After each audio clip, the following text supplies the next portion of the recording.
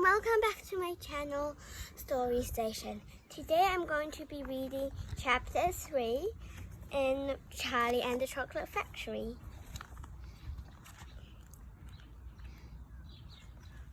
Chapter 3, Mr. Wonka and the Indian Prince. Prince Pondicherry wrote a letter to Mr. Willy Wonka, said Grandpa Joe, and asked him to come all the way out to India and build him a colossal palace entirely out of chocolate. Did Mr. Wonka do it, Grandpa? He did indeed. And what a palace it was. It had 100 rooms and everything was made of chocolate, either dark or light. The bricks were chocolate and the cement holding them together was chocolate, and the windows were chocolate, and the walls and ceilings were made of chocolate. So were the carpet and the pictures and the furniture and the bed. And when you turned on the taps in the bathroom, hot chocolate came pouring out. When it was all finished, Mr. Wonka said to Prince Pondicherry, "I warn you. So it won't last very long, so you'd better start eating it right away." "Nonsense!" shouted the prince. I'm not going to eat my palace. I'm not going to nibble the staircase or lick the walls. I'm going to live in it. But Mr. Wonka was right, of course, because soon after this, there came a very hot day with a boiling sun, and the whole palace began to melt. And then it sank slowly to the ground, and the crazy prince, who was dozing in the living room at the time, woke up to find himself swimming in a huge brown sticky lake of chocolate. Little Charlie was very still on the edge of the bed, staring at his grandfather.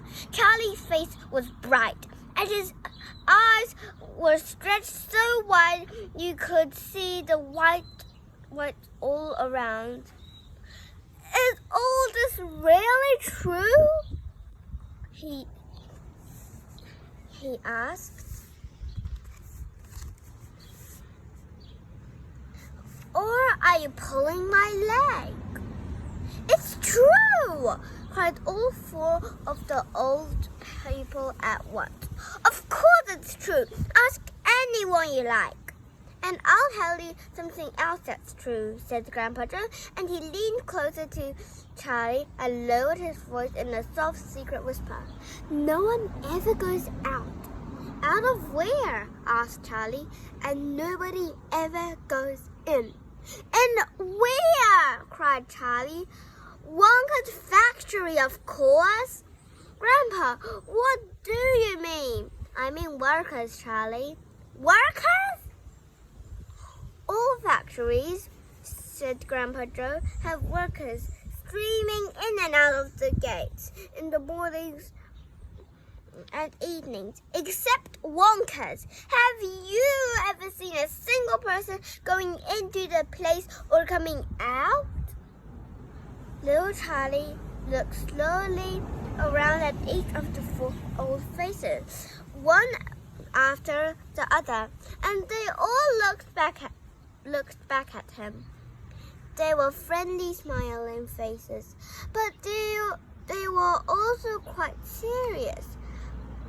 There was no sign of joking or leg pulling on any of them. "Well, have you?" asked Grandpa Joe. I really don't know, Grandpa," Charlie stammered. "Whenever I walk past the factory, the gates seem to be closed." "Exactly," said Grandpa Joe. "But there must be people working there." "Not people, Charlie. Not ordinary people anyway." "Then who?" cried Charlie. "Aha!